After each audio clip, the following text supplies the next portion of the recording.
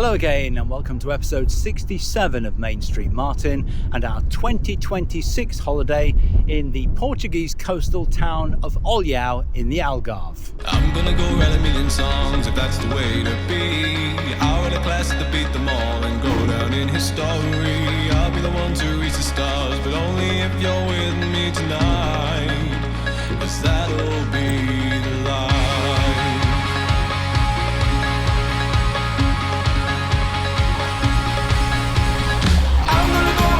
Songs, if that's the way to be.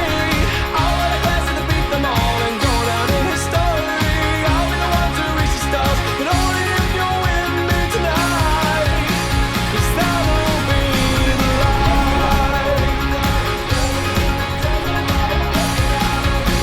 'Cause that will be the life. 'Cause that will be the life.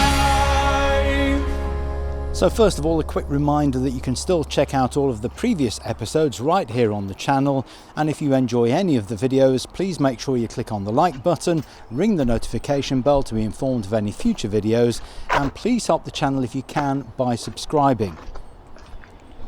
So this episode is the third and final part of a new series exploring the Eastern Algarve. We flew from East Midlands Airport with Jet 2 and are staying at the Real Marina Hotel and Spa in Olhão. As you can see, today we've set off bright and early to explore the Ria Formosa Natural Park.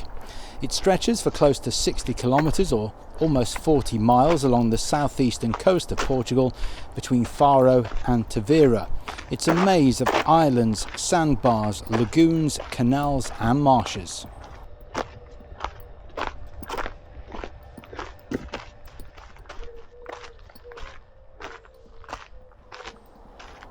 It took us about half an hour to walk here from our hotel, and you may remember we came last year as well.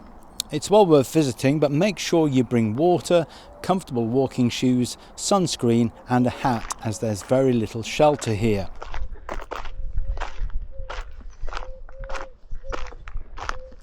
Now you can only really scratch the surface, as there are 6 barrier islands and a peninsula with wonderful white sandy beaches, some of them completely deserted. It's protected from development, so you won't see beachfront hotels, but the beaches are heaven for those who prefer peace and quiet.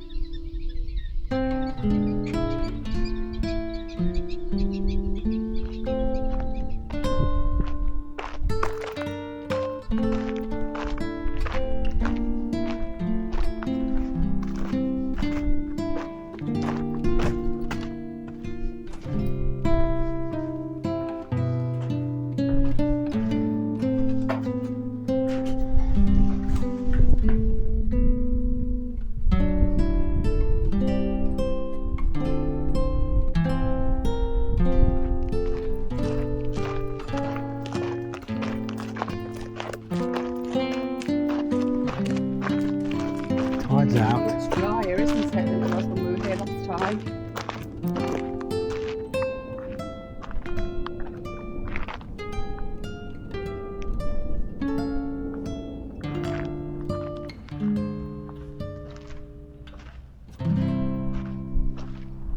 So this part of the Ria Formosa Natural Park is based around what is called an interpretation centre. It has around 3 kilometres or almost 2 miles of paths and boardwalks, and it allows you to observe a variety of animal species. And it also preserves an archaeological site dating back to Roman times, which we'll see a little later. And there's a mansion with a learning centre and exhibitions about environmental protection.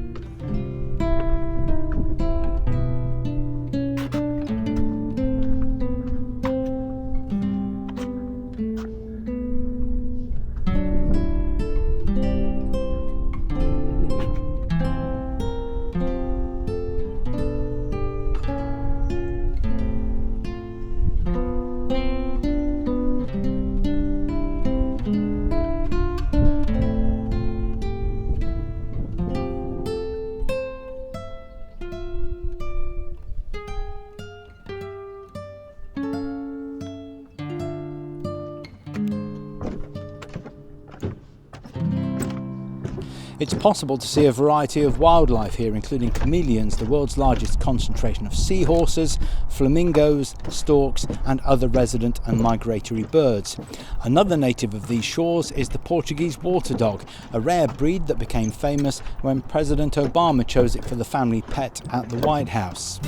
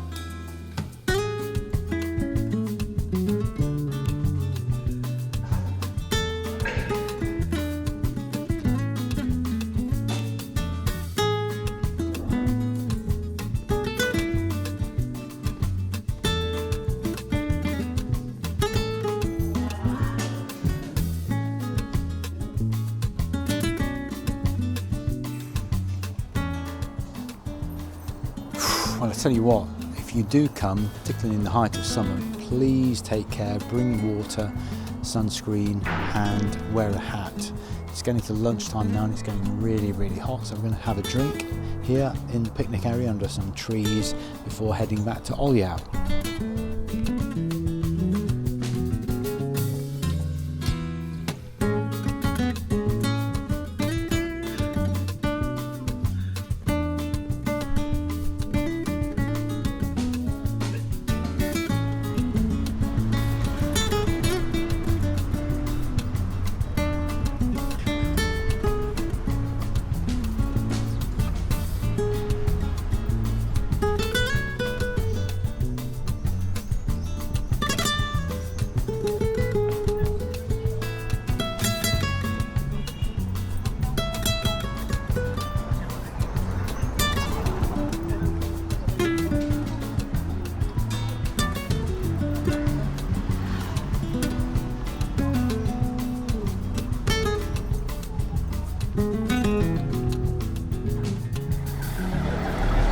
So we've taken the 10 o'clock train from Olhão today and we've come to the furthest point in Portugal before the Spanish border. This is Vila de Santo Antonio and we're off to explore this city.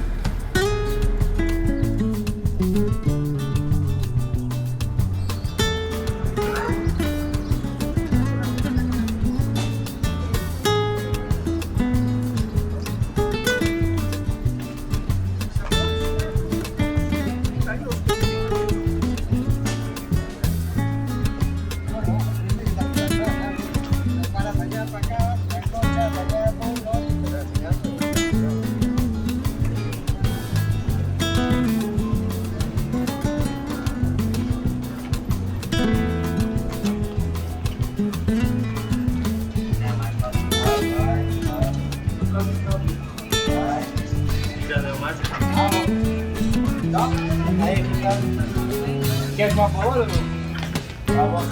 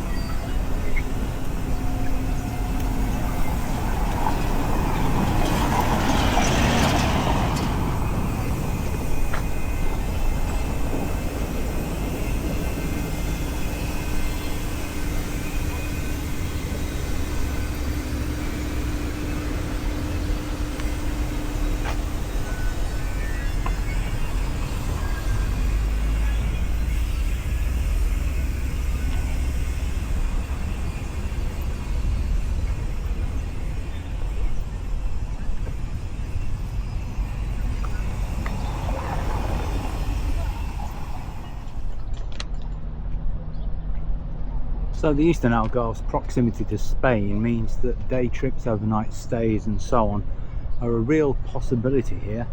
On a longer trip to the Algarve, you might want to visit Huelva, which is literally just across the border. Seville is only a couple of hours away, over that way. Cordoba is about 3 hours away, and Andalusia is a beautiful part of the world. It's a historic region of Spain as well, so there's lots and lots to do there. Now Vila de Santo Antonio is a lively city, as we've seen walking through. It's full of history, architecture, great beaches as well, which are down that way. That's where the mouth of the river is, and the beach is just round the corner. It's located in the far east of the Algarve coast and sits between the Atlantic and the Guadiana River.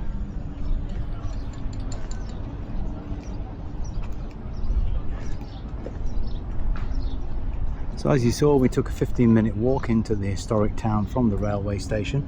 We started by taking a stroll along the Avenida de República, which is that, facing the Guadiana River. It's one of the most beautiful parts of Vila de Santo Antonio.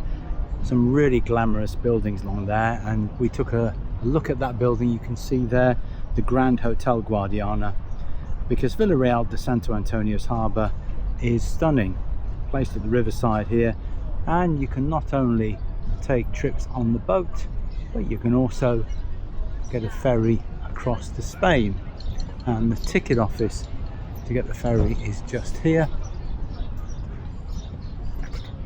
So you can see the signs, you can see Spain in the distance. I'm not sure how long it will take, but it can't take very long to go over to Spain. And there you see the sign behind this van, it's Ferryboat España.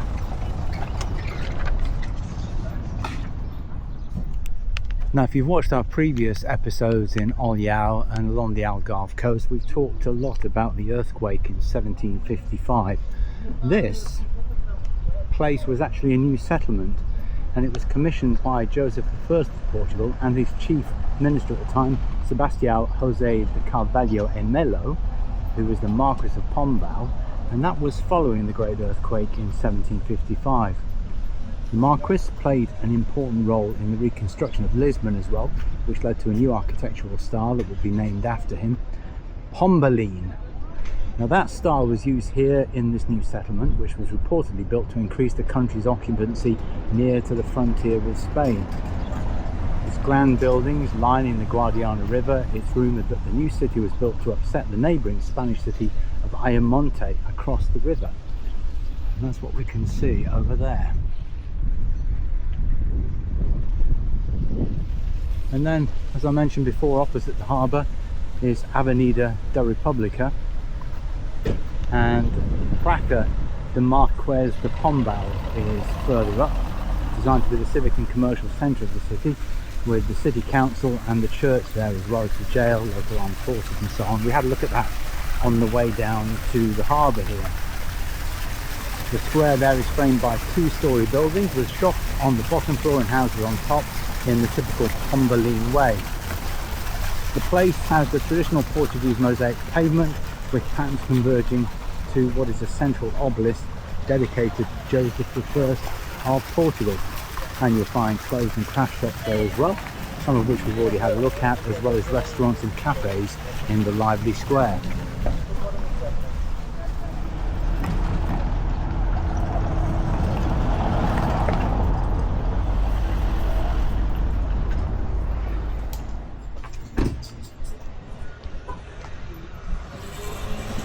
So we're continuing our walk along the harbour side up to the end, which is where the mouth of the river is, and I think round the corner is where the beaches are, because it's a beach resort as well.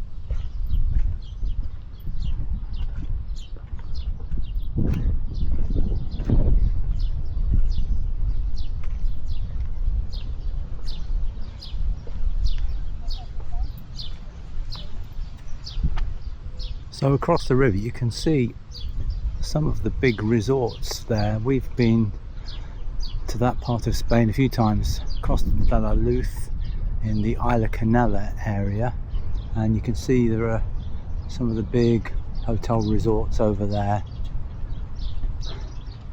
which isn't actually that difficult to get to. Most of the package holidays that go there fly into Faro. It's actually the closest airport, even though it's in Portugal, and then you're transferred across the border to that part of Spain.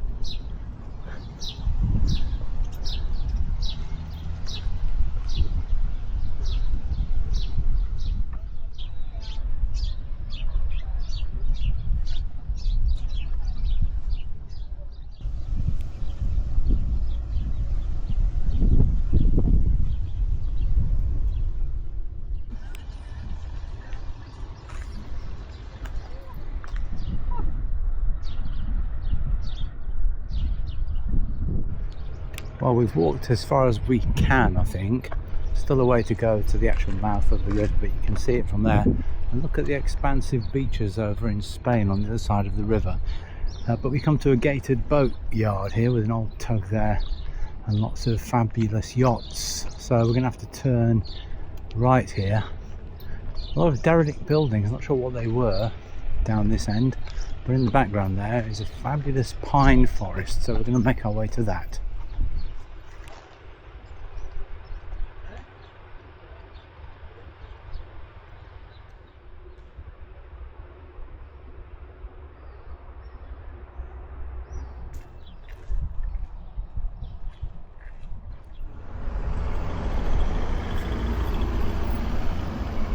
So walking back towards the city, and in between the dune pine forest and the main promenade along the marina is this, the Faro de Vila de Santo Antonio.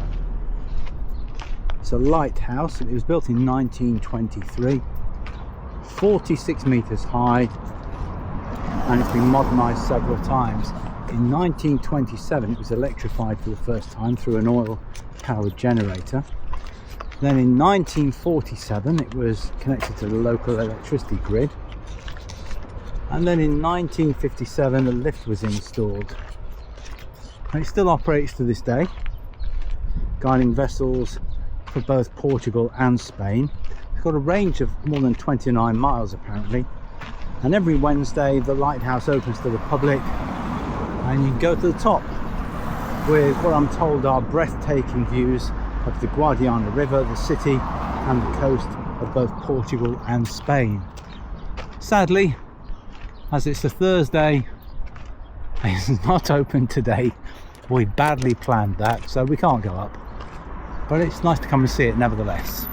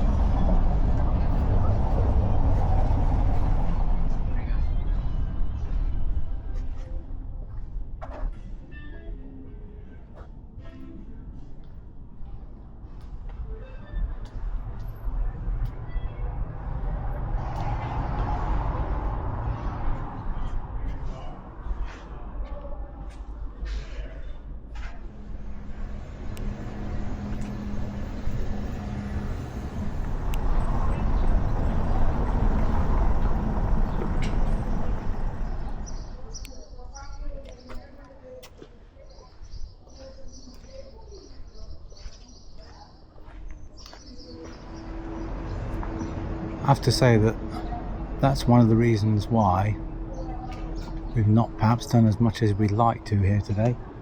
37 degrees and it's absolutely sweltering.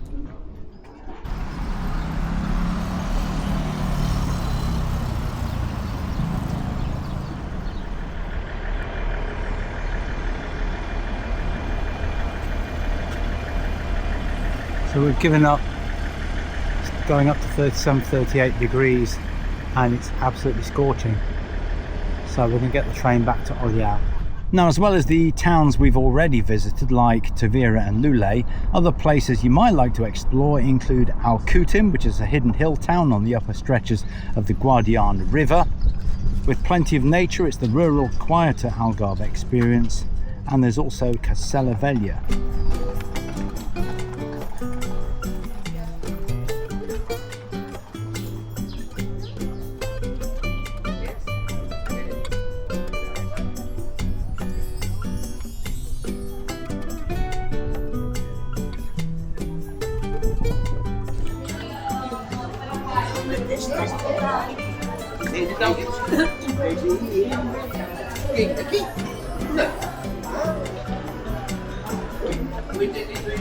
Quando eu vou ver uns 5 dias, onde sabe ainda que eu leio vai aquilo vai, então agora ele tem que prover pouco, eu também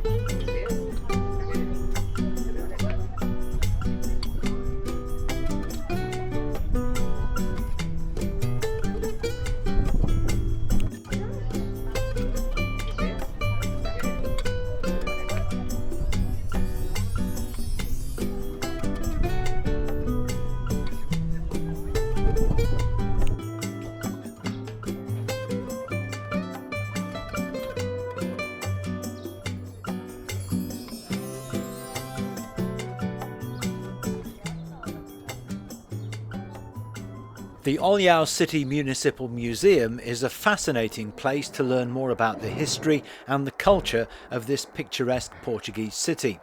It's housed in the former Maritime Commitment Building from the 18th century. It was originally intended to support the fishermen. The museum offers an insight into the city's past and its fishing traditions. It also hosts various programs and events suitable for visitors of all ages, making it an ideal place for exploring the city's cultural heritage, whether you're interested in art, history or fishing traditions.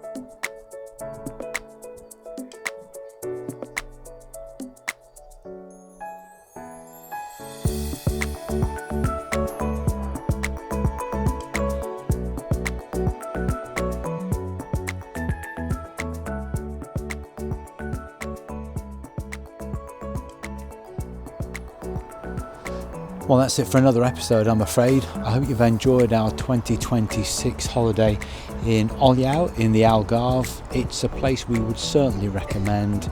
It's really relaxing. The restaurant choice, bars, cafes and so on is really fantastic. Everybody is really, really friendly and there's an awful lot to do. Just get on a train. It's inexpensive, you can go to so many different places. It's well worth coming and exploring the area. And in terms of the package that we had, we can only have praise for Jet2 because they were exceptionally good.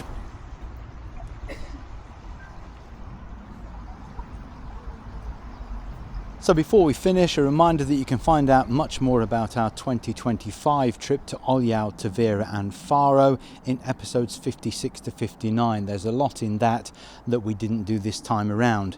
In the meantime, take a look at the other videos on the channel featuring Caribbean and Mediterranean cruises, plus our visit to eco parks and theme parks in Mexico, the United States and Europe. And you'll also find city breaks in the UK and Europe, as well as short breaks providing top tips, hints and ideas. Now, above all, if you enjoy any of the videos, you can really help the channel by clicking on the like button, ringing that notification bell and subscribing. And I hope you can join me next time for another episode of Main Street Martin, when we hope to be in the Spanish city of Alicante. I'm gonna go write a million songs if that's the way to be. I'll write a classic to beat them all and go down in history. I'll be the one to reach the stars, but only if you're with me tonight. 'Cause that'll be